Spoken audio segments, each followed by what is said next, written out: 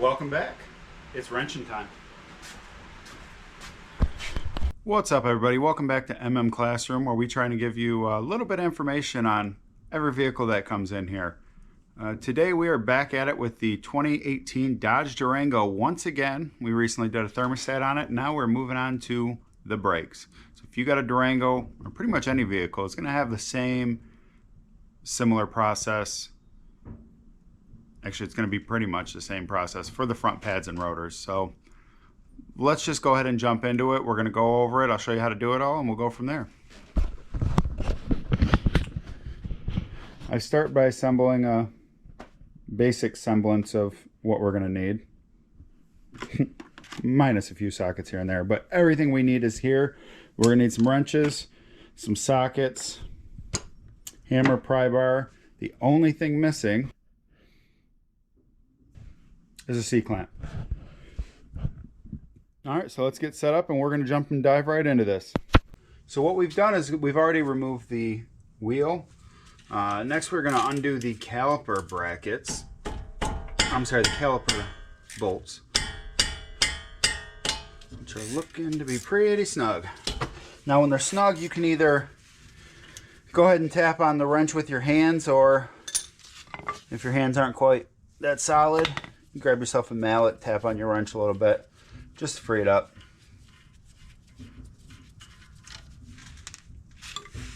Alright, once that's done, go ahead and get some leverage in here, get this caliper and freed on up. So it's usually a good idea to bungee or zip tie your caliper up when working on these, because the last thing you want to do is have that drop and fall and put undue stress on the brake hose, because getting into the brake hose is a completely different ball game. Alright, so once that's off, we're confirming that our slide pins are free. Once we get the bracket off, we will inspect those, but for right now we're going to leave them. Alright, so definitely very minimal pad clearance left, which we will compare the new pads when we open them up. So on this is going to be a 21 millimeter, which of course of mine happens to be missing, but luckily a little snug fit, but 13/16 will get you right on there.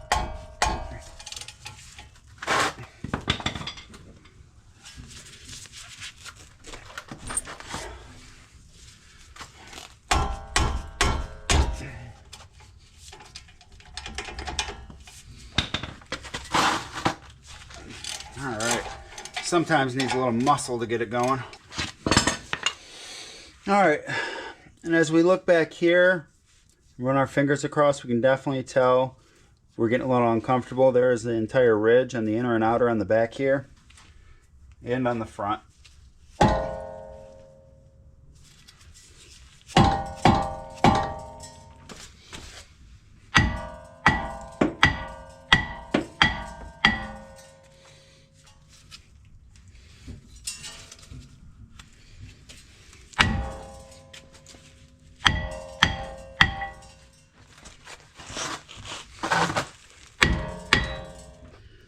Alright, so once you've gotten a few whacks on each side, should free up like that.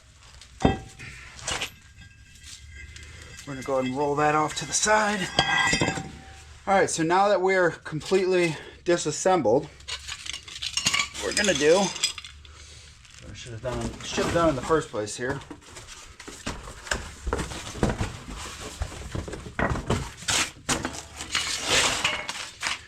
Get that off. We're going to clean all this off. We're going to properly lubricate it, so it's not so hard to get off next time.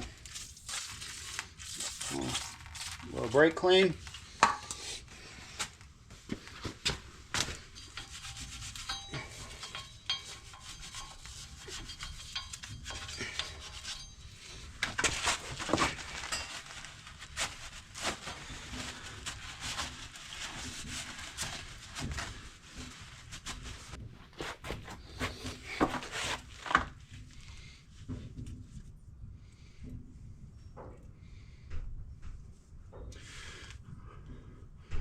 Alright, what we're going to do is we're going to apply an anti-seize compound in an attempt to prevent that from seizing again. So what that did was rust to the hub assembly. Now this doesn't guarantee that it won't stick again, but it does give it a really good shot of not doing it again. If you get a little on the studs, it's no big deal. It's just an anti-seize. You just wipe it off. It is a mess. If you get it on anything, it will go on everything.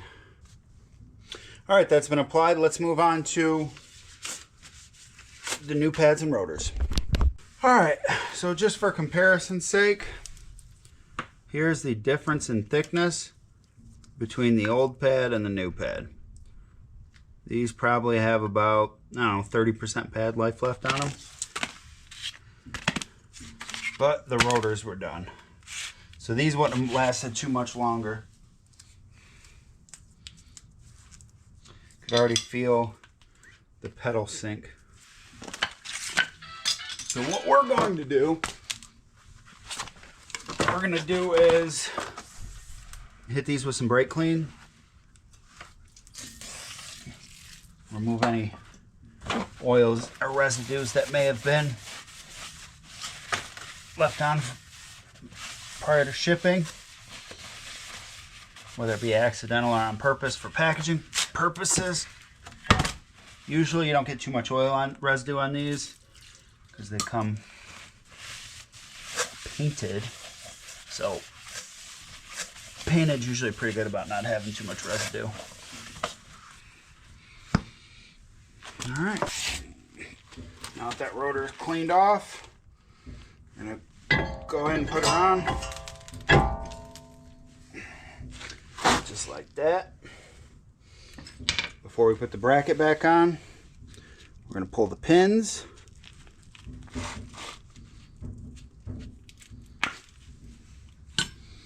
So there's still some grease in there, but it's pretty nasty. What I'll go ahead and do is wipe off the pins. Run a paper towel in there, get some of that old grease out. Roll it up and shove it in there. There's not too much in there. Now there is a fine line with the grease. Some people like to be very liberal with it. I try and shy away from that because I've seen too much grease in there and it gets hot and gets thick, and then it cools off, it gets thick, it cakes up, and it just turns into a mess, and the grease actually ends up solidifying. So I'll apply some grease, spin it in the socket, collect any grease that came off on the sides as it went in, put it back in, spin it.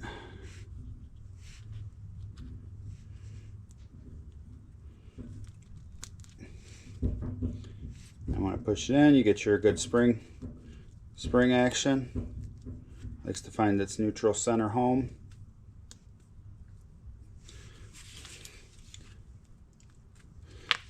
Move to the other side. Same thing. Now you just have to pay attention. One pin always has the rubber grommet on it, so you want to remember which hole you took that out of. That's that. Now we can reinstall. Well, ideally I would have liked to put new hardware on this. However, I didn't realize this kit did not come with hardware. So we're going to go ahead and hit this with the brake clean and the wire brush and send it. All right. Now we're going to go ahead and slide this in. Get our bolts in.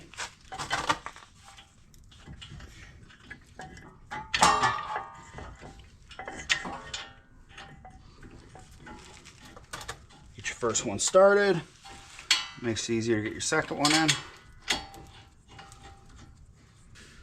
Okay, so once your caliper bracket is properly mounted again, this is a very wishy-washy subject with slides and grease. I normally, with new hardware, will not grease the slides. However, being that we cleaned and brushed these off, I'm going to put just a dab in there just for safekeeping. But normally I will not grease these because I don't feel they need it. They didn't come from the factory that way, and I'm not going to sit here and say I know better when it comes to brakes. There's some things I can say I probably know better, but this ain't one of them. Alright, so this style has a little retainer clip here. So what you're going to do is kind of go in on an angle, and then kind of, as you feed it in, kind of twist it to lay it flat. And then boom, you have it. You want to make sure your pad moves freely in there, because if it does not, if your pad does not move freely in there, it is not going to slide right, it's not going to brake right, and it's probably going to get stuck, and you're going to have premature brake failure.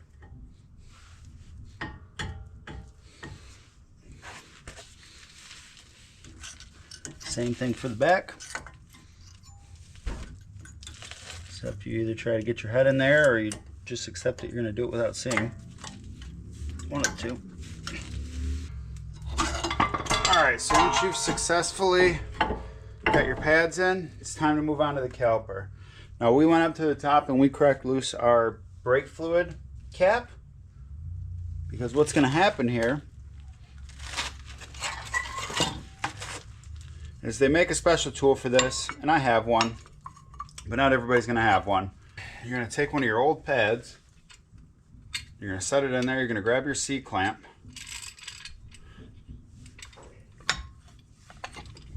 and you're going to want to do it right in the center. You're going to go right pretty much where the brake hose is on a dual piston.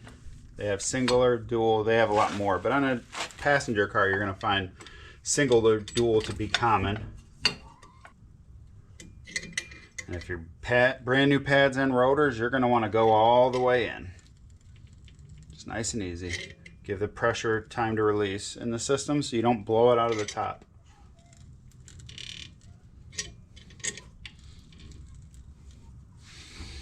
Just so you can see what I'm doing. Once you're fully compressed here and you're all good to go, pop this off. Once you're ready to put it on, you just give it one of these, and voila, it's back on. Tighten up.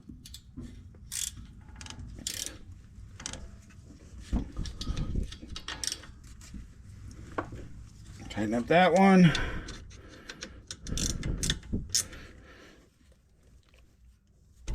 And that one.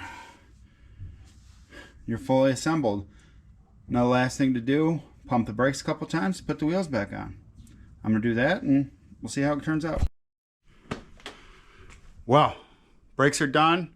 Feel good. About to take them for a test drive. Also made sure to give a complimentary engine bay wipe. Make it look a little prettier. And on that note, this has been another episode of Classroom. If you like what you saw and you want to learn more, make sure you hit that subscribe button. Also, if you want to see some entertainment, also hit that subscribe button, because the rest of our content is a lot more fun than education. But it's still good stuff, so hope to see you next time. As always, have fun fixing stuff.